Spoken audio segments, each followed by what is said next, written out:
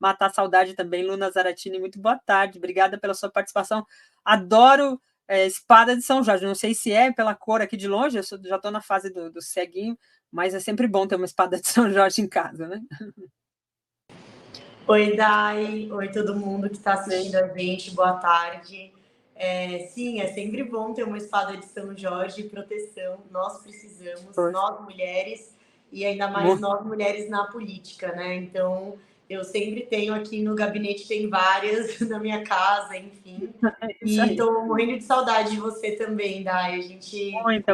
A gente falava quase toda semana, fechar pauta, você vai poder? Não, vamos ajustar aqui e tal. Então, sempre acabava tendo esse diálogo com a Luna, que é uma referência para a gente aqui também do canal, para os nossos internautas que têm um carinho e também gostam aqui de ouvir suas análises. Eu estava falando aqui sobre essa proposta que a gente fez aqui, dando um start até, né, Luna, de um processo que a gente vai ter que se debruçar, o país tem que se debruçar sobre esse novo momento que a gente está vivendo. A gente vem de uma batalha longa desde 2016, 2014, na verdade, né, porque foi um processo de eleição, depois o mandato da Dilma, a ação da Lava Jato, o golpe, 4 anos de Bolsonaro numa luta intensa, Lula livre efetivamente, né? E aí as coisas deram uma ajustada, mas tem muita coisa para se resolver.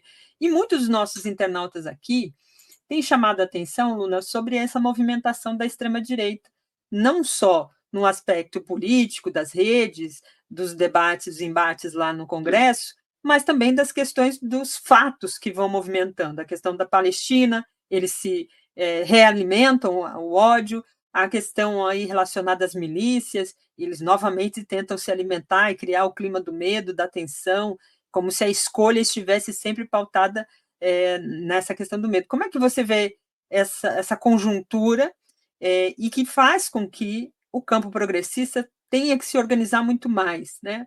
A Tereza Cruvinel fez uma fala hoje muito na direção de que é preciso criar mecanismos para educar politicamente o povo. Não é muito fácil fazer isso, e falar, às vezes, parece prático. Nós vamos lá fazer uma assembleia, mostrar para o povo como é que é, quais são os desafios.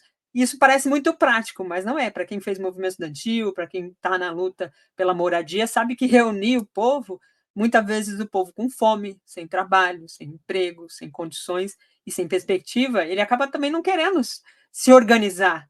Ele também acaba não querendo acreditar que o caminho é o debate, a discussão, a unidade, o coletivo. Às vezes ele fala, não, cada um tem que cuidar do si e ninguém está cuidando de mim. Na verdade, é isso. Como é que você vê essa situação para o campo progressista, hein? Bom, é uma excelente pergunta e várias reflexões passaram aqui na minha cabeça quando você estava falando, Dai, e acho que é uma preocupação que todos nós da esquerda, do campo progressista, do campo democrático, temos que estar atentos, né? Primeiro, entender que essas movimentações da extrema-direita, elas agem como uma forma meio parasitária, né? Então, eles pegam temas que estão em alta para fazer um debate ideológico em cima desses temas e mover aí corações e mentes e mobilizar. Eles têm um poder muito grande de mobilização, seja nas redes sociais, como também a gente já viu em alguns momentos recentes, né? Como foi o 8 de janeiro, onde tentaram aí um golpe que não se consolidou, mas foi uma tentativa muito grande de um golpe, né? Onde invadiu ali o Palácio do Planalto. E eu acho que eles têm atuado nesse sentido. Então, por exemplo, a questão da Palestina, eles reforçam muito uma visão sionista da coisa. Então, utilizam desse embate para reafirmar posturas inaceitáveis, né, como o sionismo, né, que a gente tem visto aí sendo aí absorvido pela extrema-direita. Mas aí eles misturam tudo isso para conseguir fazer o ataque em âmbito nacional. Então, eles utilizam uma guerra que está no âmbito internacional, que obviamente todo mundo que tem olhado para essa guerra tem se posicionado, mas eles utilizam isso para fazer um ataque nacional. Então, há figuras como o PT, o Lula, a Gleisi, o próprio Boulos. Então, eles utilizam essas discussões para fazer os ataques. Então, eles têm atuado de uma maneira pensando a comunicação e a mobilização de formas casadas para eles conseguirem angariar mais pessoas para o lado deles, né? E para isso eles utilizam também muitas fake news, né? Porque é um pessoal que não precisa, não quer explicar muito tudo isso. Então eu vejo que é muito perigoso. E por isso mesmo que o Bolsonaro ele tem feito alianças internacionais. Não à toa ele tem apoiado o Milei, né? O candidato de extrema-direita que está concorrendo aí o segundo turno da Argentina, né? E esse avanço, né, dessa extrema-direita de forma internacional tem um objetivo, né? Eles têm um objetivo, primeiro, de acabar com qualquer espaço democrático, de acabar com os direitos, porque eles têm um viés neofascista, né? Um viés fascista da coisa. Então, se utilizam do medo, da violência, das fake news para tentar aí retirar os direitos do povo e tentar implementar governos que sejam autoritários. A gente viu que foi o governo Bolsonaro aqui, de autoritarismo, de preconceitos, de negação do povo, né, de retirada de direitos, de violência, de miséria, de pobreza, para tudo isso para se manter, né, nesse espaço de poder. E esse lado internacional também é porque essa extrema-direita busca saídas para a crise do capitalismo que não passam por garantir mais direitos, garantir o Estado democrático de direitos, mais investimento em saúde, educação, em moradia. Então, essa questão do bem-estar social, ela, de certa maneira, foi diminuída no mundo inteiro, né? A pobreza, a miséria, combinada aí com as mudanças climáticas, que muito tem a ver com esse avanço do capitalismo, tem destruído cidades, povos, povoados, tem acabado, né, com o meio ambiente, tem acabado aí com as pessoas. Então, é preciso que eles façam essas articulações. E aí eles utilizam muito dos temas que estão em alta, de uma maneira que eles conseguem angariar as pessoas nessas fake news. Então, é realmente algo que todo mundo aqui tem que estar muito atento. E a gente, por um outro lado, né, esse campo progressista, da esquerda, democrático, precisa buscar também caminhos de mobilização e de comunicação mais direta sobre as coisas. Porque senão a gente vai caindo num mundo pós-moderno onde não existe a verdade, onde tudo é criado e onde tudo é uma disputa de narrativa. Mas a gente sabe, existe verdade sim. Com o Bolsonaro e com o bolsonarismo, a gente teve retrocessos no Brasil. Isso pode ser sentido totalmente pelo povo e por isso que a gente elegeu pela terceira vez o nosso presidente Luiz Inácio Lula da Silva. Mas nós vamos ter que encontrar esses caminhos, Dai, realmente de organização, de discussão, de reflexão, de pautas, de mobilização, para que a gente tenha um combate aí à extrema-direita. Não só no momento eleitoral, a gente vai ter um grande embate em 2024, mas também no dia a dia. E aí, por último, só contar, Dai, que ontem, aqui na Câmara, eu me pronunciei sobre um projeto que estava aqui em tramitação, que é a entrega do título de cidadão paulistano para Michele Bolsonaro. Quando passou pela Comissão de Educação, eu me posicionei de forma contrária, porque títulos de cidadão paulistano se dão para pessoas que contribuíram para a cidade. E Michele Bolsonaro não contribuiu para a cidade de São Paulo, tampouco é uma pessoa que contribuiu para o Brasil. Muito pelo contrário, ela está sendo investigada em vários casos de corrupção do governo Bolsonaro. Eu me posicionei na tribuna e aí eu tive uma reação de um vereador bolsonarista de que eu não poderia me pronunciar. Então, assim, eles tentam inviabilizar o debate público, porque aqui é uma casa democrática, então eu poderia me posicionar de acordo com as minhas convicções, mas eu fui censurada, de certa maneira, pelo meu tema, meu teor. Então, assim, é realmente uma coisa que eles têm atuado de forma sistemática. Então, é preciso que a gente esteja atentos, atuantes, a todo tempo, porque eles continuam de uma maneira muito firme, apesar da gente ter vencido as eleições. Exatamente. A gente já está aqui na sala de espera com o Guilherme Boulos. Eu vou embarcá-lo sem mais delongas. E essa conversa ia dar um panão para a manga. Vou aproveitar aqui, ó. A Luna é das minhas, disse aqui a internauta. Acredito que certas plantas ajudam a gente a proteger e tal. Então a fé também, né, ajuda de várias formas. E a fé nossa é na política. Acreditar que a política é uma alternativa, é uma forma de fé também de acreditar nas pessoas e nos seres humanos. Vou embarcar aqui, Guilherme Boulos, deputado federal pelo PSOL, para a gente começar essa conversa aqui que vai render muito. Boa tarde, Guilherme Boulos, pela sua participação, que eu agradeço. Tudo bem? Deu tempo aí de chegar. Boa tarde, Daiane. Boa tarde, Luna. Peço desculpas pelo atraso. A gente tinha marcado às 4. Meu voo de Brasília atrasou e acabei demorando para chegar aqui em casa, aqui no Campo Limpo, mas apostos aqui para a nossa conversa. Muito bom, obrigada. Eu vou fazer a mediação aqui mais com o chat, porque eu queria passar. A gente tem aqui, Boulos, algumas comentaristas nossas que são ótimas jornalistas, repórteres de rua, Helenira, Liana Cine, tem um elenco aqui muito bom. A Luna é uma dessas, que vai saltar aqui de vereadora para também entrevistar e ajudar nesse debate aqui para os nossos internautas. Luna, eu passo a bola para ti. Bom, muito obrigada, Dai. Bem-vindo, Boulos, aqui na nossa live e nessa entrevista. Queria agradecer demais o espaço que o 247 tem dado. Agradecer ao Atucha, a Dai, a toda a equipe que faz acontecer esse bom jornalismo aqui do 247.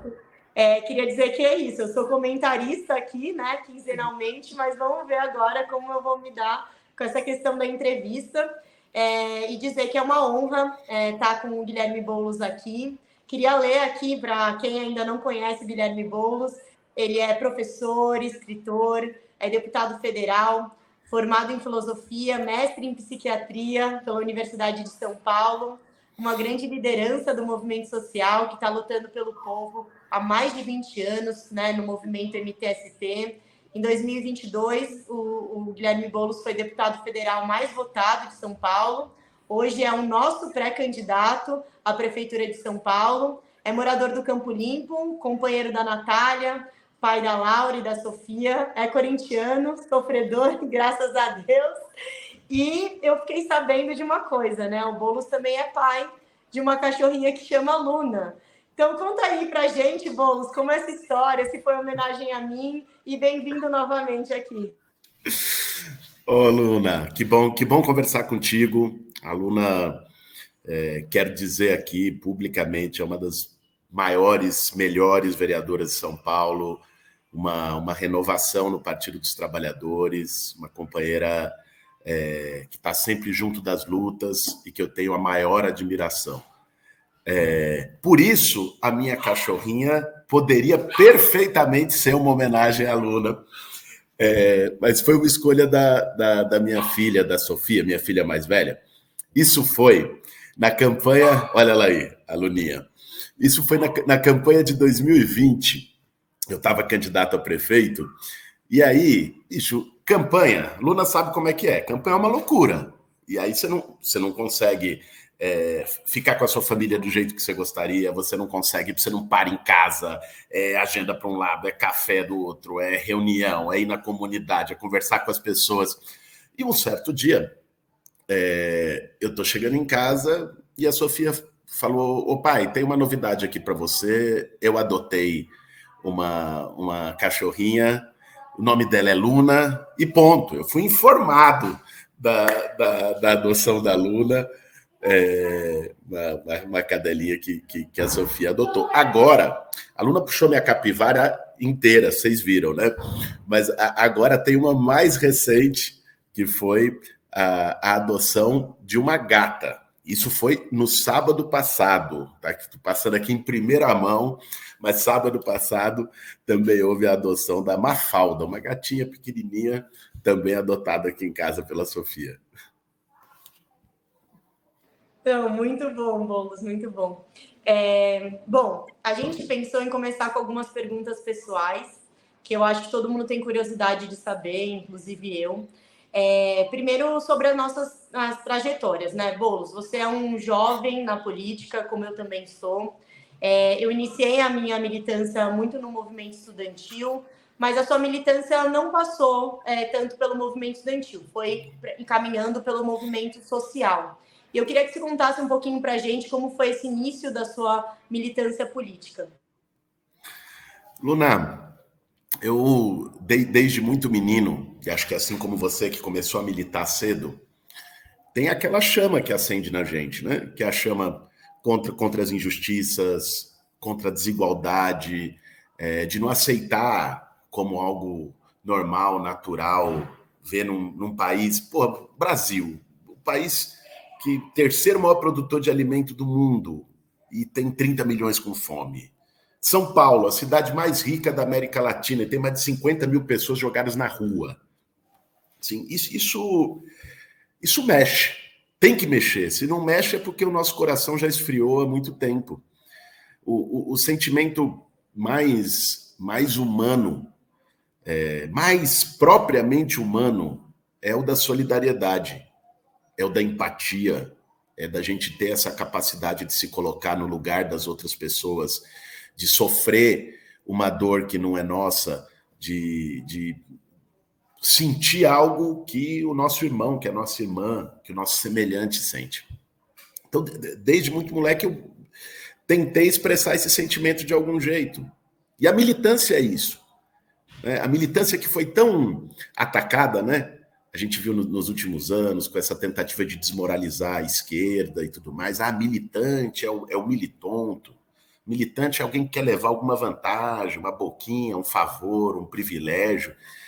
E militância não é nada mais do que a gente dedicar alguns dos melhores anos da nossa vida, da nossa energia, daquilo que a gente tem de melhor, para algo que não é só o nosso umbigo, para algo que não é o individualismo, o interesse que não é só nosso, para um interesse compartilhado, para um interesse coletivo. E eu, muito menino, tentei expressar isso. Minha primeira forma de militância popular foi ainda com 15 anos de idade. Eu fui fazer parte de um grupo de voluntários de alfabetização de jovens e adultos aqui na favela do Flamengo, na zona norte de São Paulo, fica ali perto da estrada de Santo Inês, indo para Coab Jardim Antártica. E participei, lógico, tinham pedagogos formados coordenando o processo. Eu fui lá como um auxiliar para ajudar. E aquilo para mim foi incrível, foi uma descoberta. E foi ali, inclusive, participando daquilo que eu cravei, eu falei, eu quero ser professor. E depois fui me formar, fui dar aula, porque o método Paulo Freire também é uma coisa incrível, né? Que ensina, ver as pessoas não só aprendendo a ler as palavras, mas a reler o mundo a partir de uma outra perspectiva. Isso é fascinante. E depois eu me aproximei do movimento popular. O tema da moradia, para mim, sempre foi um tema que me pegou. Sempre me mexia comigo ver alguém jogado na rua, ver uma família, ver uma criança, ver um idoso, ver qualquer pessoa jogada na rua. E aí, era justamente nesse período que eu estava, quando o MTST, o Movimento dos Trabalhadores Sem Teto, entra na cidade de São Paulo, começa a atuar na cidade de São Paulo, na região metropolitana de São Paulo, e fez ocupações de luta por moradia muito fortes, muito potentes. E aí eu fui e fiquei. Fui em 2002 para Osasco, numa ocupação, tinha mais de 3 mil famílias. Fui para lá, fui morar lá, fiquei 22 anos militando no movimento popular. E te digo, Luna, e você que tem pé no barro, eu estava com a Luna esses dias, a gente fez nosso movimento Salve São Paulo no Butantã, e fiquei muito contente de ver a maneira como a Luna foi recebida lá na comunidade do Gelo, em outras comunidades, por lideranças comunitárias da região, porque mostra que é um trabalho real, que não é aparecer de 2 em 2 anos para a eleição, de 4 em 4 anos para a eleição, é conviver junto, é responder às demandas, é escutar as pessoas. Isso é muito forte. E eu aprendi muito disso no contato com o povo, no Movimento Sem Teto. Eu tive a oportunidade, como você falou aqui na tua apresentação de biografia inicial, tive a oportunidade de ter grandes professores. Eu me formei na Faculdade de Filosofia da USP, tive aula com a Marilena Chauí, tive aula com o Vladimir Safakli, tive aula... depois fui estudar psicanálise, tive aula com grandes professores, psiquiatria, mas meus maiores professores, e sobretudo minhas maiores professoras, foram numa cozinha comunitária de ocupação, numa fogueira no inverno na ocupação, escutando os causos, histórias de vida, lições de solidariedade, às vezes de pessoas que não sabiam ler e escrever o nome, mas que tinham valores e uma sabedoria popular que é imprescindível para a gente aprender a conviver melhor num mundo tão duro como esse que a gente vive. Pois é, Boulos. Acho que a Universidade da Vida e da Militância é realmente a universidade mais marcante, que faz da gente aí ter sensibilidade, empatia. Eu acho que, como todos aqui, achamos que você é uma pessoa que tem muita empatia, né, com o outro, para com o outro.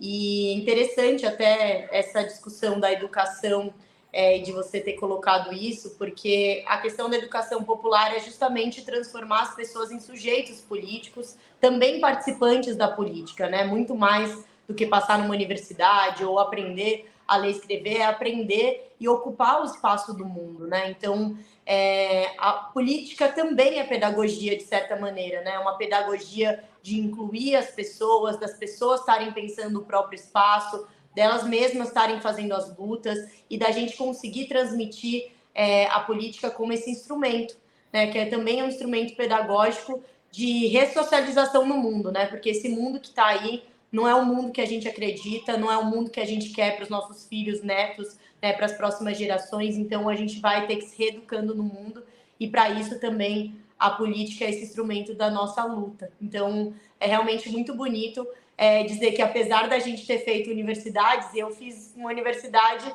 pertinho de você, né? A gente dividiu o corredor de uma diferença de 10 anos para a gente poder adentrar essas lutas populares, que eu acho que é o que faz sentido para nós. Bom, Boulos, você, assim como eu, estamos no primeiro mandato, né? Você está no primeiro mandato de deputado federal aí estourou de votos, o mais bem votado aqui do estado. Eu nem tanto, mas eu estou aqui e ocupando esse espaço aqui, né, enquanto primeiro mandato. Queria saber quais que você acha que são os maiores desafios, o que você tem enxergado, como tem sido essa sua experiência, coisas inusitadas, né? Porque tem várias também que a gente não esperava. Então, queria ouvir um pouco de você. Acho que o que tem sido essa experiência para você enquanto deputado? Acho que você tem apresentado projetos muito importantes, né, na Câmara e que foram aprovados. Eu acho que isso é bastante interessante. Então, conta aqui para a gente um pouquinho de como tem sido essa experiência. Luna, quando eu entrei na sala aqui do bate-papo, do 247, eu vi a Daiane falando da tua planta aí atrás e o pessoal comentando da tua planta. Você sabe que eu tive que botar umas plantas no meu gabinete, assim que eu cheguei, minha equipe falou, não, bota espada de São Jorge, vamos botar além da planta, botou ali alho, sal grosso atrás da porta, porque o meu gabinete fica lá no anexo 4 da Câmara, você não faz ideia, né? Ali, sim, os vizinhos meus de lado, assim, de porta, para um lado, para o outro, é Zé Trovão, né? O outro é o Osmar Terra, e a da frente é a filha do Eduardo Cunha. Então, assim, aquele ambiente ali não é fácil, né? Eu nunca tive, para te dizer a verdade, eu sempre tive muitas desconfianças em relação à composição do parlamento brasileiro. A gente sabe o que é historicamente, inclusive, o parlamento no Brasil, né? É composto desde lá de trás por oligarquias, pelos proprietários de terra, lá atrás, mas depois da redemocratização, você tem também uma força muito grande de um setor economicamente privilegiado na sociedade. Você pegar, quer dizer, a quantidade de empresários no Brasil é de 3%, 5% no máximo da população. E a quantidade de empresários na Câmara dos Deputados é de 60% dos deputados. Ou seja, é uma representação distorcida da sociedade brasileira. Se a gente pegar pelo lado da representatividade, de gênero, de raça, mesma coisa. As mulheres são maiorias no Brasil, são menos de 20% da Câmara dos Deputados. Os negros e negras são maioria no Brasil, são pouco mais de 20% da Câmara dos Deputados. Ou seja, ali é um espaço difícil, duro, de embate, né, onde a gente tem que trabalhar para que não tenha retrocesso, em primeiro lugar, e nesse momento onde a gente está buscando reconstruir o Brasil junto com o Lula, liderados pelo presidente Lula, a gente precisa também garantir que as pautas, a retomada dos programas sociais, das políticas públicas, as pautas populares, como ontem nós conseguimos aprovar, né, depois de muita batalha, a tributação de bilionários, de offshores, de fundos exclusivos lá na Câmara, né, de que essas pautas passem, né? E o que eu tenho buscado fazer nesse período de mandato, nesses 8, 9 meses de mandato, é aprovar projetos que a gente consiga ter resultado na ponta, né? Porque o primeiro projeto que eu apresentei foi o das cozinhas solidárias, que foi uma política pública que nasceu no movimento social, nem como política pública, nasceu como forma de auto-organização para lidar na pandemia com o povo que não conseguia comer. Formulamos como uma proposta de política pública, conseguimos aprovar, aprovou no Senado, Lula sancionou, já vai entrar no orçamento do ano que vem. Para mim, isso faz muito valer a pena. Todas as dificuldades que a gente passa naquele ambiente, ter que cruzar com Nicolas Ferreira numa comissão, num corredor, com Eduardo Bolsonaro, com essa turma que representa o avesso do que a gente pensa na política, e que, além de tudo, é desrespeitosa, propaga ódio, usa o parlamento, que deveria ser um espaço dos grandes temas, dos grandes debates, como espaço de lacração, de ficar fazendo um videozinho, botar uma peruca. Assim, é um negócio despropositado, mas está lá, garante que a gente consiga aprovar projetos como o das cozinhas solidárias, ou como o projeto contra o golpe do consignado, que a gente conseguiu aprovar também na Câmara, agora estamos brigando para aprovação final no Senado. Foi um projeto da minha autoria para punir os bancos e financeiras que davam empréstimo consignado sem autorização do aposentado, principalmente dos aposentados, pessoas idosas que às vezes não sabiam lidar ali com a tecnologia, não assinava contrato, de repente caía 20 mil na conta da pessoa e depois começavam os juros pesados, né? Era aquela coisa de telemarketing de financeira e tal, e a gente conseguiu botar, o banco agora vai ter que, inclusive, deixar como multa uma parte na conta da pessoa e não vai poder cobrar nada, nenhuma parcela. Então, são lutas como essas. Eu estou lá em 6 comissões da Câmara, estou na Comissão do Orçamento, estou na CCJ, sou vice-presidente da Comissão de Desenvolvimento Urbano, fui vice-presidente da Comissão Mista do Minha Casa Minha Vida, de deputados e senadores, para que a gente conseguisse trazer novidades no programa e conseguimos melhorar bastante a formatação inicial do Minha Casa Minha Vida. Eu acho que esse é o embate que a gente tem que travar no parlamento, num parlamento que a gente sabe com condições difíceis. Eu vejo você na Câmara Municipal de São Paulo, onde também a base do Ricardo Nunes tem maioria, muitas vezes construída da pior maneira possível, com os piores métodos possíveis, e vejo lá você travando o embate, não é? Como foi no caso do plano diretor, como foi em outras votações importantes, levando o debate da cidade, das periferias para a Câmara. Eu acho que esse é o nosso papel, estando no parlamento, né? Levar as nossas pautas, evitar retrocessos, e eu acho que o parlamento nos ensina também uma coisa importante, a exercitar uma coisa importante, que é a capacidade de diálogo. Sim, nós temos posições. Quem te conhece sabe quais são as suas posições políticas, qual é o seu lado. Quem me conhece sabe qual é as minhas posições políticas e qual é o meu lado. Mas a política exige da gente uma capacidade de conversar com quem pensa diferente. Se a gente falar só com quem pensa igual, nós vamos ficar pregando para convertido, vamos montar seita, não vamos fazer disputa na sociedade.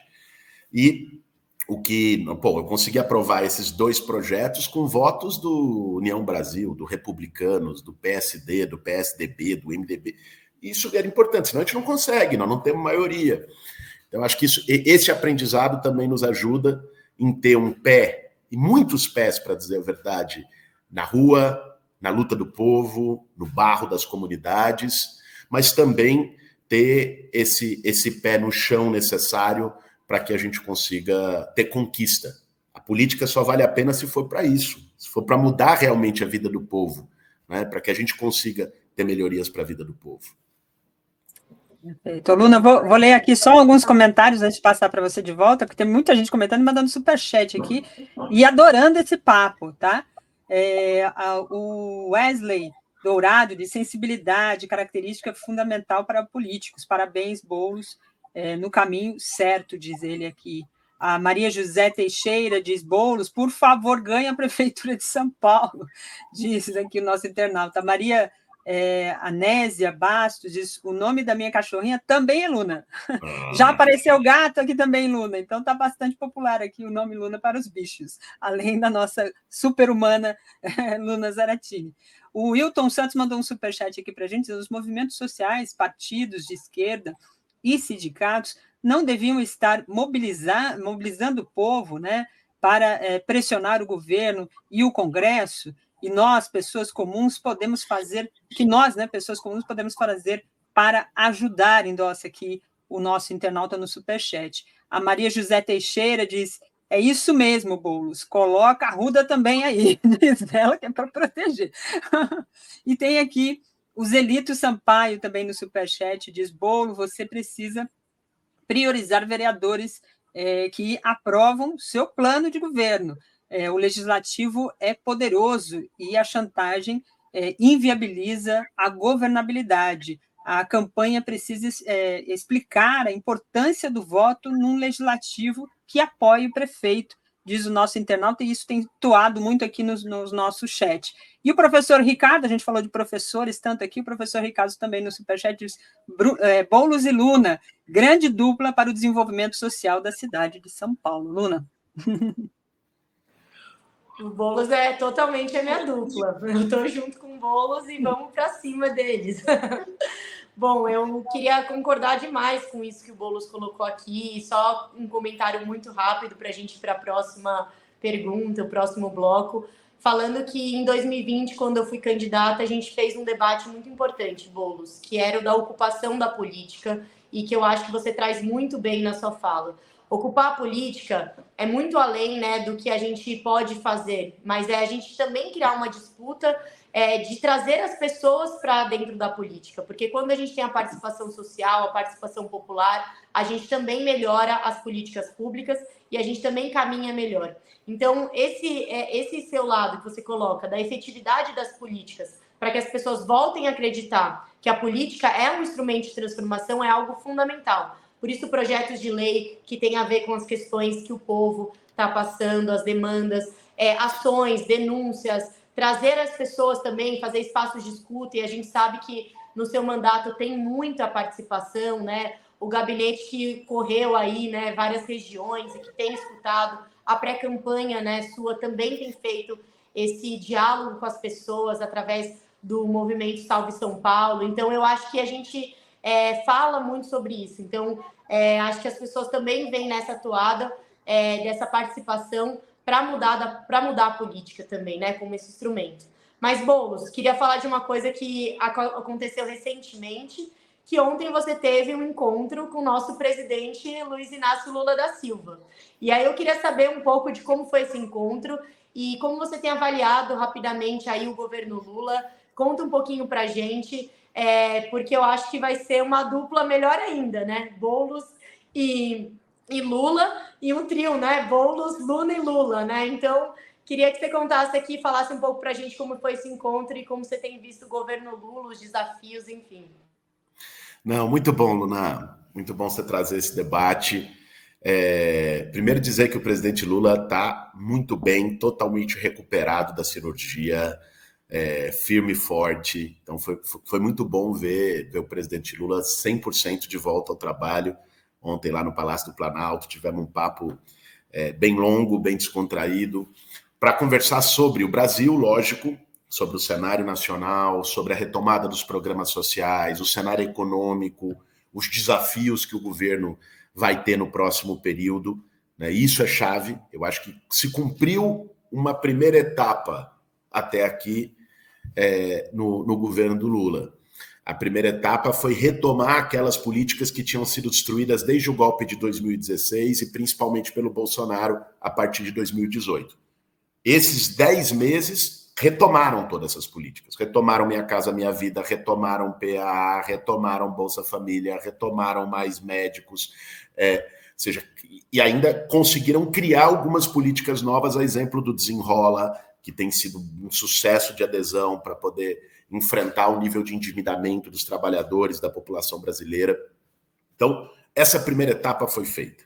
Junto com essa primeira etapa, o presidente Lula conseguiu e priorizou muito esse ano Algumas pessoas criticaram, pô, o Lula está viajando muito para fora, não sei o quê, não sei o quê. Mas isso era necessário para poder recuperar a credibilidade e a soberania do nosso país lá fora. O Bolsonaro tinha destruído a imagem do Brasil.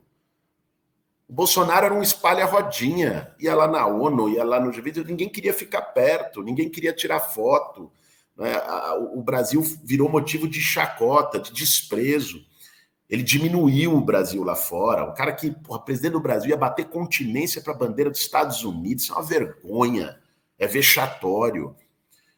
E o Lula recuperou isso de uma maneira muito firme e muito altiva. Não recuperou isso indo lá lamber bota de quem quer que fosse. Foi lá na França e fez um discurso duro em relação aos países ricos, desenvolvidos, sobre o tema do aquecimento global, ao mesmo tempo assumindo nossa responsabilidade. Assumiu a presidência do G20, assumiu a presidência do Conselho de Segurança da ONU, com protagonismo em relação agora no conflito no Oriente Médio, né, buscando impedir massacre, buscando tentar uma resolução de defesa da paz. Né? Ou seja, eu destacaria, Luna, esses dois primeiros pontos, né? Retomada dos programas sociais, das políticas públicas para dentro e a retomada do protagonismo brasileiro para fora. Agora, nós temos outros desafios. Tem o desafio do cenário econômico, tem o desafio de avançar nas políticas de participação social, tem o desafio de avançar nos direitos dos trabalhadores, e o presidente Lula está plenamente consciente disso e muito empenhado para que faça novamente um governo histórico, como fez na outra oportunidade. Mas a gente conversou um pouquinho também sobre São Paulo, naturalmente. O presidente Lula queria saber como é que estava o nosso movimento Salve São Paulo, como é que estava a organização da pré-campanha, como é que estava essa construção que nós estamos fazendo. E fiz um chamado ao presidente Lula e nós fizemos ali um combinado. Ele vai vir aqui para São Paulo para um conjunto de agendas.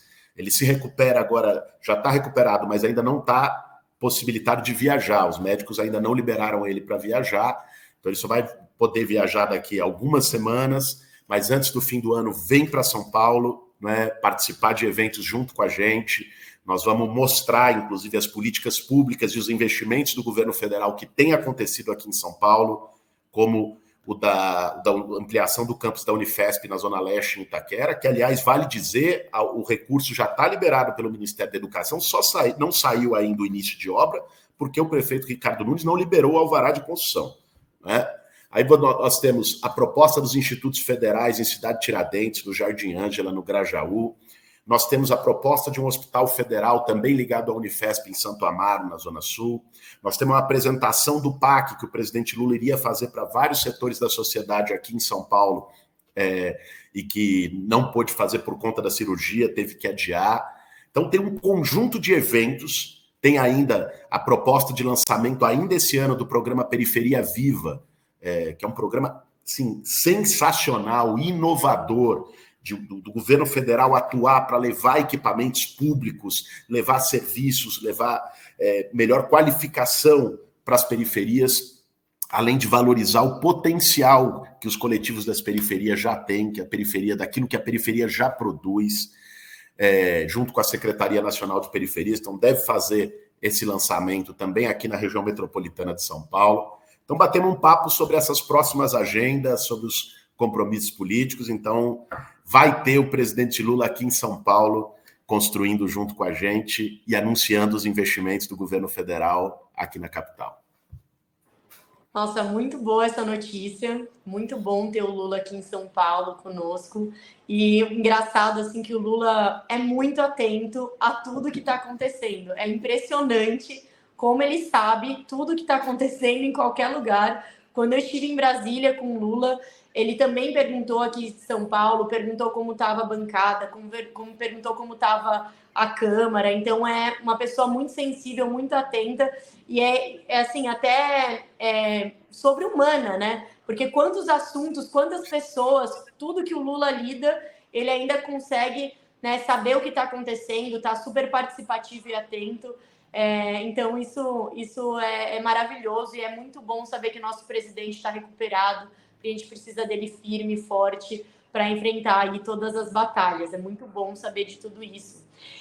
Uma pergunta que eu acho que é uma curiosidade grande, né? Que todo mundo conhece o Lula, né? O Lula, ele é muito conhecido, nosso presidente e tudo mais. Mas quando foi, Boulos, a primeira vez que você conversou com o Lula, que você conheceu o Lula? Você pode contar pra gente? Porque eu fui tentar também rememorar, né? E é muito, muito engraçado, assim, ouvir as histórias de como as pessoas conheceram o Lula. Como você conheceu o Lula, Boulos? Luna, eu conheci o Lula, foi na 2014, sim, conheci. Foi a primeira vez que eu sentei, tomei um café e pude conversar com o Lula. Todo mundo, como você falou, conhece o Lula.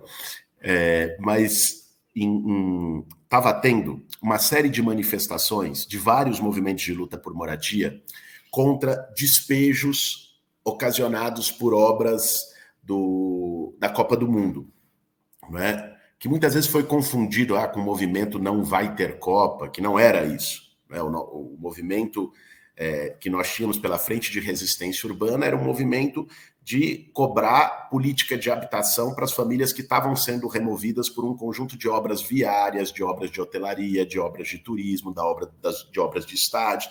Ou seja, estava tendo um processo de remoções. E aí estava tendo várias manifestações, o clima estava muito tenso, porque aí tinha um negócio, tinha a Copa, as manifestações. E aí me levaram para falar com o Lula, lá no Instituto. E eu falei, ô presidente, eu quero dizer uma coisa para você. O pessoal está dizendo esse negócio da Copa. Eu adoro futebol, eu sou corintiano como o senhor. Eu quero ver a Copa. Agora, me ajuda a resolver esse problema da moradia do povo, porque estava difícil, estava com uma interlocução difícil na época com o governo federal. A gente não conseguia chegar na presidenta Dilma e tal. E aí o Lula teve um papel absolutamente decisivo. Ele construiu os canais todos, mobilizou para que tivesse uma atenção para essa pauta. Foi assim, muito sensível, muito parceiro. A gente explicou, queria saber o que era, né? O que é? Eu expliquei para ele, aqui em Itaquera está acontecendo isso, em tal região está acontecendo isso, tem tantas famílias despejadas. Ele lá com a turma anotando em volta. Alguns dias depois, a gente teve uma reunião com a presidenta Dilma, proporcionada por esse encontro do Lula, que, aliás, é uma excelente pessoa, hoje uma amiga, uma guerreira que eu admiro muito. E o fato é que se encontrou uma solução através do programa Minha Casa Minha Vida para vários daqueles casos, para aquelas famílias, e foi quando se encerraram aquelas manifestações antes do início da Copa, pelo menos aquelas que estavam sendo feitas pelo nosso campo de movimentos de moradia e tal. E aí, a partir daí, o Lula me chamou de novo para conversar. Resolveu, presidente, está tudo certo. E a gente ia inaugurar um conjunto, no final de 2014 já, em dezembro, um conjunto de moradias pelo Minha Casa Minha Vida Entidades, do MTST, aqui em Taboão da Serra. E aí eu convidei ele, e ele veio inaugurar com a gente. Era um conjunto, exemplo, até hoje é o maior apartamento do Minha Casa Minha Vida faixa 1 do Brasil. Nós fizemos o mesmo dinheiro que as construtoras faziam aquelas caixinhas de fósforo de 39 metros quadrados, nós fizemos 63 metros quadrados. Foi o primeiro com varanda, o primeiro com elevador para a faixa popular. O Lula ficou impressionado e a partir daí a gente estabeleceu uma relação. Ele passou a visitar o movimento, eu ia lá no Instituto, me chamava para reuniões, conversamos, estabelecemos uma relação da qual eu tenho muito orgulho, por poder estar perto, conversar e ter uma amizade com essa que é a maior liderança popular da história do nosso país. O Lula é isso, é a maior liderança. Nós tivemos grandes presidentes, grandes líderes. O Lula é a maior liderança popular pela sua trajetória, pela sua história e pela sua sensibilidade, a sua capacidade de escuta, de pegar no ar aquilo que você falou, de manter uma memória, de lembrar. Ontem, conversando com ele, ele passou por uma cirurgia, presidente, um monte de assunto na cabeça, estava sabendo ali no detalhe, não só cada dificuldade, cada problema que tinha, como cada obra do governo federal que a gente ia poder viabilizar em São Paulo. Então, foi essa a construção com o Lula, que já tem agora quase 10 anos. Muito bom. Luna, tenho mais uma fila aqui de comentários. Vou interromper vocês rapidinho. A Elizabeth Maria Costa mandou um superchat aqui para a gente também, agradecendo aí os apoios. Ótima, Luna e Boulos, juntos, quero vê-los trabalhar para São Paulo e tal. Ela fala aqui que também vai ter maioria na Câmara, né? Você vai querer ter maioria na Câmara, como fará isso, né? Fará campanha majoritária associada ao do Legislativo? Endossa. O Luiz Parra, nosso querido aqui, também sempre comenta, Boulos, Luna, a prioridade para qualquer coisa que dê certo, né, neste país não é colar uma mídia que mente e manipula, e desta forma mata desde 1959, destaca ele aqui no comentário. Tem um super sticker aqui também do Francisco, a Diana Teles fala da participação do Dino ontem, né, falando dessa extrema-direita no parlamento, que é um horror, e aqui o Wesley Dourado diz aqui, você vai ter um Tarcísio na sua cola, diz ele aqui, como lidar com esses fascistas, que também é o dilema e o desafio enfrentado, né, Luna? Exatamente. Primeiro, dizer que essa história é sensacional e eu acho que o presidente Lula tem essa grandiosidade de ocupar os espaços, parece que às vezes falta o ar quando o Lula está, porque ele é essa grande liderança popular que fez muito, e a trajetória do Lula se confunde com a trajetória também da democracia no Brasil e dessa ocupação mesmo dos espaços de poder pelo povo, né? Então, o Brasil se reencontrando consigo mesmo, né? O governo popular, democrático do Lula. Eu encontrei, a primeira vez que eu conversei com o Lula foi há 10 anos atrás, na campanha que a gente teve aqui em 2012, né? A campanha do Haddad para a prefeitura, e nessa época eu coordenava um grupo de jovens, né? A gente coordenava a parte de juventude, né? A gente fez estudantes com Haddad, a gente ia para as periferias, para as faculdades, panfletar e trazer a juventude. Então, para mim vai ser ótimo estar numa outra campanha vitoriosa aqui com Lula e com você, Boulos, que é o nosso próximo prefeito da cidade de São Paulo.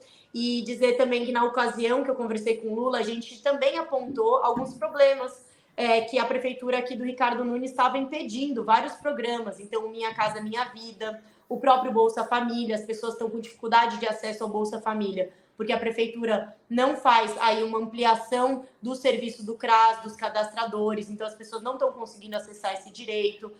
O programa Mãos à Obra, que ajuda os municípios a terminarem obras paradas, não foi comprometido porque a prefeitura do Ricardo Nunes não se inscreveu. Então, creches estão sendo comprometidas de terem as obras terminadas. E tudo isso, né, a direita sempre fala que eles são técnicos, que eles estão resolvendo as coisas, que eles não estão fazendo disputa política, mas essa disputa política, quem sai perdendo é o povo. Então, eles têm tentado impedir, tanto o governador Tarcísio quanto o Ricardo Nunes, né, programas tão importantes que você citou aqui, né, Boulos, de trazer dignidade, desenvolvimento social sustentável, econômico, né, não só para o Brasil, mas para as cidades e para os estados. Mas antes de ir para a próxima pergunta, eu vou pegar aqui uma água da Sabesp para tomar, e na verdade, eu vou tomar uma água aqui que é sabor Tarcísio, né? Que é a água que vai ficar privatizada. Caso, né, privatize, é assim que vai ficar a cor da nossa água aqui em São Paulo, no estado, porque a gente sabe que no Rio de Janeiro, quando foi privatizado, foi assim. Então, Boulos, eu queria que você comentasse um pouco sobre essa façanha das privatizações aí do governador Tarcísio e como isso impacta também na cidade de São Paulo para os paulistanos e paulistanas. Muito bom, Luna. Muito bom você trazer esse tema, porque está rolando muita desinformação sobre o debate da privatização da Sabesp. Eu acho que se a maior parte do povo tivesse recebendo todas as informações de como esse processo está conduzindo, a gente ia ter centenas de milhares nas ruas, nas praças de São Paulo contra esse absurdo que eles estão tentando construir. Primeiro, eu acho que é importante a gente dizer para quem está acompanhando a gente que a Sabesp, diferente desse estigma que fazem, dessa caricatura de empresa estatal, é ineficiente, dá prejuízo, não sei o quê, a Sabesp é uma empresa extremamente lucrativa. Inclusive, no ano passado, teve um aumento de mais de 30% dos lucros em relação ao ano anterior. Só em distribuição de dividendos para o Estado de São Paulo, ou seja, a Sabesp devolve dinheiro para o Estado, foram mais de 430 milhões no ano passado. Ou seja, a Sabesp é lucrativa e ainda distribui dividendos privados para acionistas privados na Bolsa de Nova York, na Bolsa de São Paulo, porque é uma empresa mista, de capital aberto. É de controle público, mas tem ações também de investidores privados. A eficiência da Sabesp, veja, das 375 cidades que têm cobertura de Sabesp, entre elas a capital de São Paulo, 310 já tem o saneamento universalizado. Só 65 que não tem o saneamento universalizado e a enorme maioria dessas 65 tem previsão em contrato para universalização até 2029, no máximo 2030. Ou seja, a Sabesp está à frente da enorme maioria de companhias públicas ou privadas que atuam no Brasil na universalização do saneamento. Então não dá para se falar de eficiência, né? De que o problema é eficiência ou que o problema é deficitário. Pelo contrário, o Estado recebe da Sabesp todo ano para poder fazer novos investimentos. A segunda coisa que eu acho importante é a gente alertar para as pessoas, Luna, que onde privatizou, você trouxe o exemplo da água marrom que saiu no Rio de Janeiro aí, depois da privatização da SEDAI, mas onde privatizou não só teve uma piora de serviço, como teve essencialmente um aumento da tarifa. A tarifa, pós-privatização no Rio de Janeiro, a tarifa social, que é aquela para as pessoas que estão no cadastro único, que tem baixa renda, né, aumentou de R$ 22,00, como ela é hoje em São Paulo, para mais de R$ 50,00. Aumentou mais de 100%. A tarifa comum aumentou 40%, 50%. Ou seja, porque a empresa privada vai buscar ter rentabilidade e mais lucro.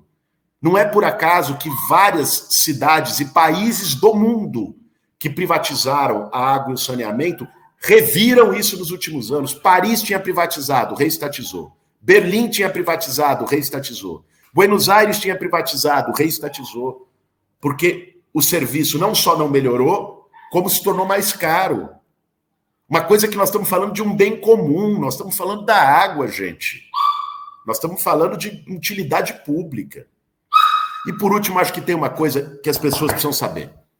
Sabe como foi feito, Luna, o relatório da privatização da Sabesp? Você acompanhou isso porque está acompanhando esse debate na Câmara. Eles precisavam ter um relatório técnico para dizer que tinha que privatizar a Sabesp. Aí contrataram uma consultoria do Banco Mundial chamada IFC. O contrato com a IFC é uma das coisas mais bizarras e criminosas que eu já vi na minha vida. É o seguinte, se a IFC concluísse no seu laudo técnico e tudo mais, que a Sabesp não deveria ser privatizada, que estava boa assim, ela receberia 8 milhões de reais. Se ela concluísse no seu relatório técnico que a Sabesp deveria ser privatizada, ela receberia, como recebeu, 45 milhões de reais. Mais de 5 vezes mais. Então é lógico que a conclusão já estava pré-determinada. Então, e aí concluiu, aí usaram esse estudo, estão querendo tocar toque de caixa, esse negócio das rurais. O Ricardo Nunes, o que ele fez é uma coisa vexatória, mostra que é uma pessoa que não tem condições de governar São Paulo, fez uma negociata espúria, assinou uma adesão ao decreto das rurais, unidades regionais de abastecimento e esgotamento sanitário, que é o seguinte, São Paulo é mais de 45% do faturamento da Sabesp. Então, São Paulo poderia vetar a privatização. Ao aderir às rurais, São Paulo perde o poder de veto, né? E, aderindo a esse decreto, a troca que o Ricardo Nunes fez, São Paulo perdeu dinheiro, São Paulo perdeu o poder político sobre o saneamento em troca de um acordo para que o Tarcísio apoie ele na eleição do ano que vem. Em troca de politicagem eleitoreira, ele entregou os interesses da cidade de São Paulo. Isso precisa ser denunciado. E aí na Câmara, eu sei, queria até te ouvir um pouco sobre isso, porque sei que está se criando também uma iniciativa muito forte, porque a própria adesão ao decreto das rurais, ele não podia fazer por conta própria, tinha que passar pela Câmara dos Vereadores. Isso nós falamos aqui só da Sabesp, nós podíamos falar da tentativa de privatizar o metrô e a CPTM. Olha a Via Imobilidade, todo dia é uma tragédia na linha 9 Esmeralda, né? Olha aqui na capital, em São Paulo, que foi a privatização do serviço funerário. Uma vergonha, aumentou 400% o preço do velório de uma família pobre, não tem uma condição de enterrar o seu ente querido num dos piores momentos da vida, quando você tem que enterrar alguém, quando você perde alguém, vão lá e te mete uma facada de 400% a mais, quase impossibilitou o enterro social que tinha, né, gratuito, limitou a 2 cemitérios na cidade. Ou seja, essa onda precisa ser enfrentada, Luna. E sei que você está sendo uma voz extremamente combativa aí na Câmara Municipal contra essas privatizações, contra as concessões.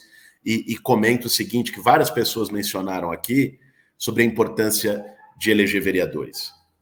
Na nossa campanha, o ano que vem, essa vai ser uma mensagem permanente. Nós queremos ganhar a Prefeitura de São Paulo, que hoje está na mão de alguém que, enfim, quer fazer esquema com os recursos públicos, que é desumano, não tem preocupação social, mas nós queremos também eleger uma grande bancada progressista e popular na Câmara dos Vereadores. Isso é imprescindível. Manter mandatos como o teu, eleger mais gente nova, isso é fundamental para que a gente consiga fazer as mudanças que a gente quer na cidade de São Paulo. Vamos estar muito junto, Boulos. E dizer que eu acho que uma das marcas dessa gestão, das poucas marcas que essa gestão tem, é o medo do povo e a falta de participação. Então, por isso que faz a toque de caixa essa questão da privatização da Sabesp, como você bem colocou. Deveria ter uma consulta das pessoas, deveria ter uma consulta na Câmara Municipal, e por isso que aqui a gente criou a comissão de estudos, para entender a inviabilidade, na verdade, da privatização da Sabesp, porque, como você mesmo colocou, Boulos, a gente já tem maus exemplos disso, né? No Rio de Janeiro, a gente tem um mau exemplo com a privatização que aconteceu da Companhia de Águas lá. Então, aumentou também em 500% as reclamações no PROCON, né? Diminuiu a rede de saneamento básico, além do que você já falou, de aumentar os custos, né? De piorar os serviços. Então, é tudo muito sério. E eu acho que esse alerta é importante, e esse projeto privatista, ele vem combinado com o bolsonarismo, né? Tanto com o Ricardo Nunes, quanto com o Tarcísio e o próprio Bolsonaro, nessa sanha deles de vender a cidade, vender o Estado, de tirar direitos, né? A questão dos cemitérios também é algo muito grave. Para morrer hoje em São Paulo está mais caro, nem para morrer em paz dá para morrer. Então, é realmente um abandono total e abrir mão, né, da nossa política municipal de saneamento básico. Eu nunca vi um prefeito que senta na cadeira e não quer ser prefeito, né? E se não quer ser prefeito, que saia, né? Tem muita gente que quer ser, muita gente competente, como você, né, Boulos, que está aí nessa disputa e nessa discussão e debate com a cidade, né? Essa interação grande com a cidade, com os movimentos sociais, com as periferias, né? Com todo mundo que está querendo pensar uma São Paulo diferente. Queria falar um último tema, né? Porque logo mais nosso tempo vai se acabando. Como você colocou, Boulos, aqui a gente teve um embate muito grande na Câmara Municipal sobre o plano diretor estratégico e também acabou de chegar a revisão da lei de zoneamento.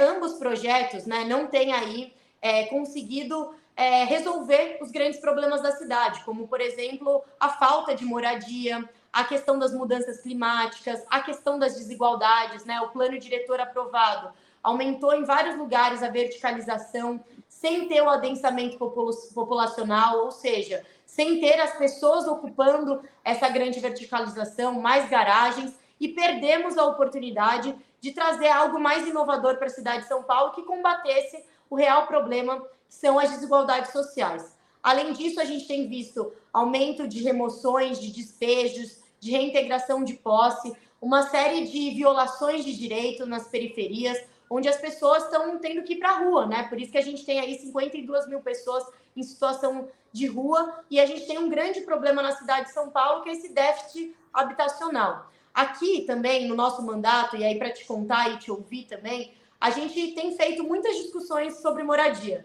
Eu não tenho essa experiência, né, de estar no movimento de moradia, mas eu tenho certeza que a moradia é um direito básico e que tem que ser garantido a todos e todas, para que a gente tenha aí outros direitos também sendo garantidos e acessados para a população. Então, a gente apresentou uma política aqui, um projeto de lei do chave a chave, para que qualquer pessoa que seja removida, retirada da sua casa, tenha uma outra casa para ir imediatamente, a família não vá para o olho da rua.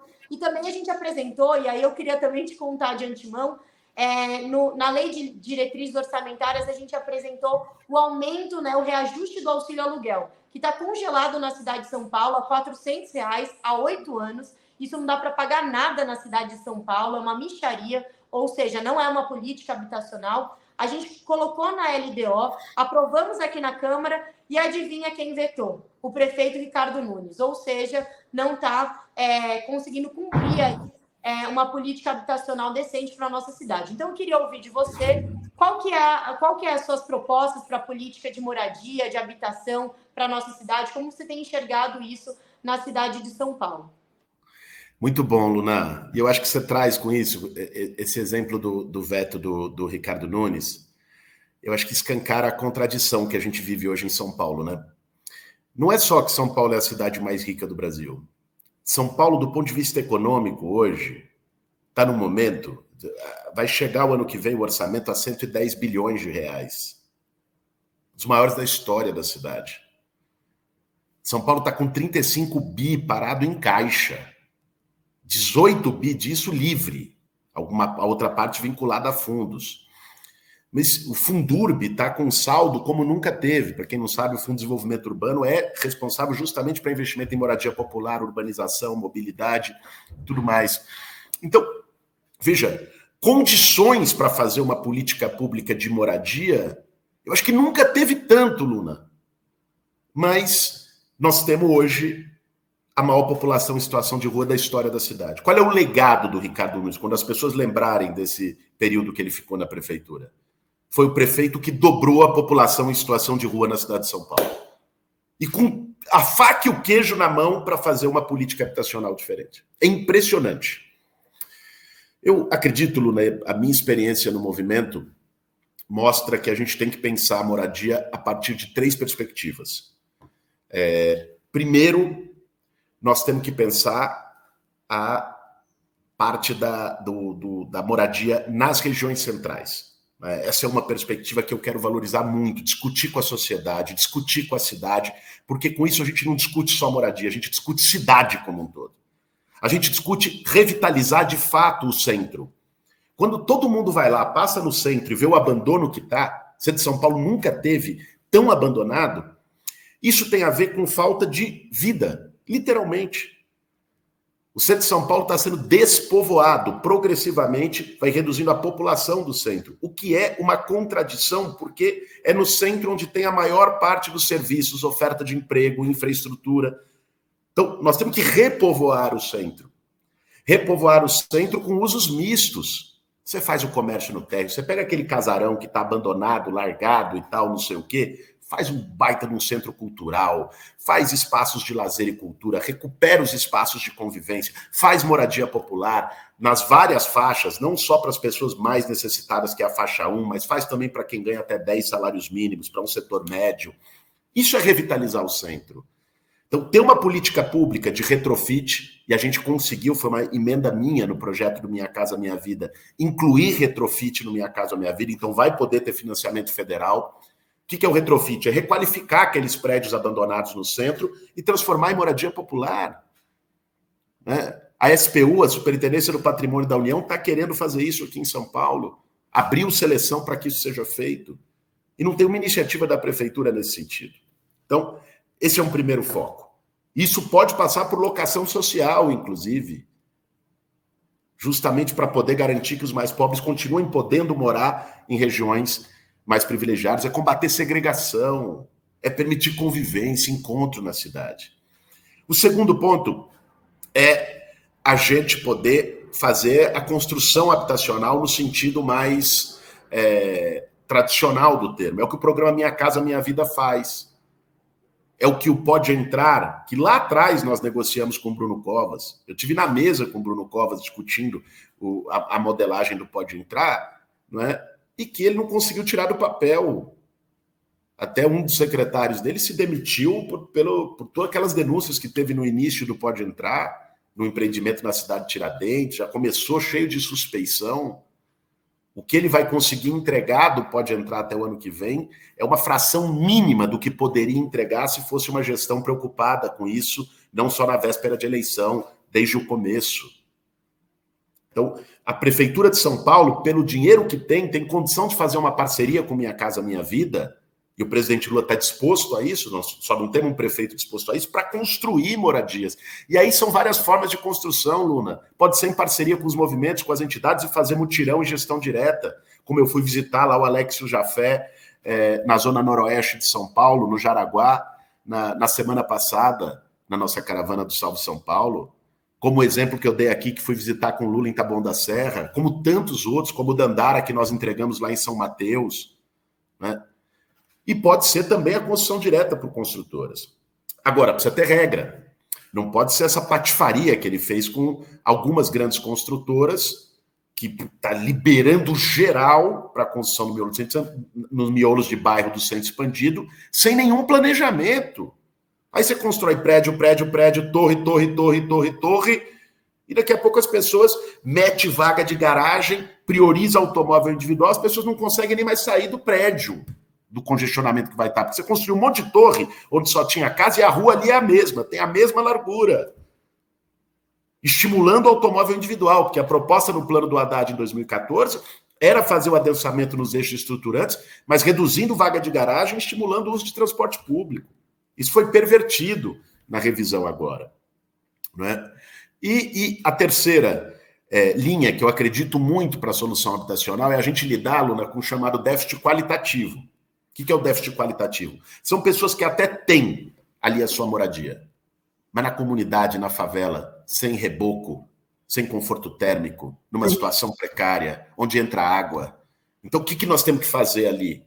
O Estado tem que entrar para promover melhorias habitacionais, né? Para poder garantir que aquelas pessoas possam morar dignamente no espaço que elas já têm. Colocar material de construção, colocar assessoria técnica, colocar a prefeitura a serviço das pessoas para melhorar a vida. Então, eu acho que se a gente consegue combinar habitação na região central, que dialoga com a lógica de reduzir distância, aproximar local de moradia de local de trabalho, e a partir disso também reduzir congestionamento, reduzir emissão de carbono, né, permitir que as pessoas tenham outros modais de deslocamento na cidade. Segundo, parceria com Minha Casa Minha Vida para fazer moradia popular, onde tem infraestrutura, serviços e combater o déficit habitacional. E terceiro, melhorar a moradia de quem vive precariamente, são mais de 1 milhão de pessoas em favela. A quantidade de áreas de risco na cidade de São Paulo dá 12 vezes a área do Parque do Ibirapuera. E acho que olhar para essas pessoas, não como número, não como estatística, mas olhar para essas pessoas como gente, como ser humano que precisa do poder público, eu acho que a gente faz uma revolução na questão habitacional na cidade de São Paulo. Eu estou com muita vontade de enfrentar esse problema e sei que teu mandato também tem pautado isso de forma muito importante. Acho que todo o movimento de moradia está enxergando isso, está vendo isso, e é grato pelo teu compromisso aí na Câmara com essa pauta. Bom. Muito bom, Luna. Eu ficaria aqui um tempão, eu tenho que encerrar, tenho a tarefa de encerrar essa conversa aqui, mas a gente estava falando muito sobre São Paulo, mas muito do que foi falado aqui são os dilemas e os desafios de várias cidades pelo Brasil, vários municípios pelo Brasil, né? Não se tem muita diferença em alguns aspectos. Essa conversa teve um papel importante para a gente, primeiro, olhar para os municípios, não só como uma questão somente eleitoral, mas para os desafios que a gente tem para frente de um país, de uma cidade, de um estado que enfrenta tantas mazelas e tanta gente precisando do Estado, né? Enquanto alguns defendem que o Estado tem que ser reduzido, as pessoas estão precisando do Estado para fazer a vida dela melhorar, para que o filho dela possa ter escola, para que ela tenha saúde. Esse é o Estado, e esse é o papel do Estado. Você citou a questão do sistema funerário, hoje em dia eles estão empurrando a gente para o sistema privado, para a gente ter que comprar um plano de funerário, porque você fala, eu vou ficar nessa situação, muita gente, quem tem dinheiro, quem não tem, vai ter que enfrentar todo esse caos, esse desrespeito, essa indignidade que nos propõe. Então, Luna, eu queria que você fizesse um encerramento aqui, já começou o Léo ao quadrado lá, eu sei que eu vou estourar, mas faz a jus isso, foi uma boa conversa e eu acho que tem que fazer mais vezes. Obrigada, viu, Luna? Muito obrigada, Dai, muito obrigada, 247, a Tuxi, todos e todas que trabalham aqui, todo mundo que está assistindo a gente, acompanhando. E sabe, Boulos, a gente sempre encontra as pessoas do 247 também na rua, na militância, lutando. Então, isso é muito mais do que virtual, é muito real esse espaço aqui. Agradecer a sua presença, pedir para você deixar um recado aqui para todo mundo, falar para todo mundo seguir a gente nas redes sociais, né? @lunazaratini, @guilhermeboulos.oficial, acho que é isso, depois o Boulos fala também. Mas agradecer demais esse bate-papo, dizer que São Paulo precisa de um prefeito que nem você, São Paulo merece um prefeito que nem você, e nós aqui estaremos na luta, na resistência e na construção dessa campanha, que vai ser uma das pré-campanhas, e está sendo uma pré-campanha muito linda, e vai ser uma das campanhas mais bonitas que a gente vai ter na cidade de São Paulo, porque a gente vai trazer um projeto para a nossa cidade mais humano, um projeto para a nossa cidade que combata as desigualdades sociais e que a gente coloque o povo no centro do debate, os problemas do povo no centro dos debates. Então, obrigada, Boulos, conta comigo sempre aí nessa caminhada e com todos nós aqui, essa militância que quer te abraçar e construir essa campanha com você. Obrigado, Luna. Obrigado, Daiane, toda a comunidade 247 que acolheu e que recebeu a gente aqui nesse bate-papo. Gostei demais. E te dizer, Luna, eu estou lá no Congresso e vejo o quanto está sendo um preço alto para a gente pagar a gente ter uma minoria tão pequena no Congresso Nacional. O quanto está sendo difícil para o Lula conseguir aprovar, às vezes, as conquistas mínimas do nosso povo. E isso me faz pensar, para a gente olhar para frente, não só ficar chorando leite derramado, o quanto é importante a gente eleger uma grande bancada de vereadoras e vereadores progressistas na cidade de São Paulo. E nisso, Luna, você tem um papel muito importante. O quanto é importante reeleger teu mandato, que tem sido um mandato firme, combatido, de renovação, de compromisso com o povo, de compromisso com as periferias, de pé no barro. Então, te reconduzir para a Câmara Municipal é importante para a cidade. É importante, espero, para o projeto que a gente vai inaugurar na cidade a partir de 2025, mas é importante também para a cidade, é importante para as pessoas verem também jovens na política, a política como um espaço de renovação. A política não é um espaço só de gente, embora tenha alguns que queira levar vantagem dela. A política também é espaço de sonho, a política é espaço de gente que acredita, a política é espaço de mudança. Aliás, é o grande, o principal instrumento de mudança que nós temos. Mas essa política é feita com P maiúsculo, ligada aos movimentos, ligada à luta do povo, ligada à vida real do povo, e você faz ela, Luna.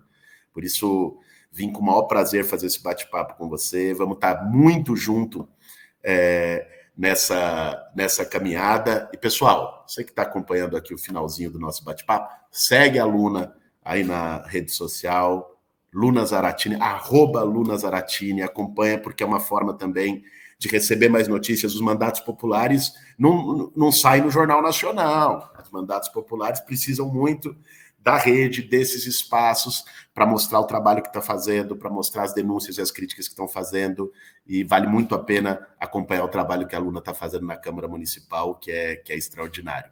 Valeu, Dai, valeu, Luna, um beijão para vocês, a todo mundo que acompanhou a gente, e tamo junto. Tá desligado, Dai, o seu microfone. Tá desligado, é o efeito ainda da pandemia, que a gente sempre fecha e não abre.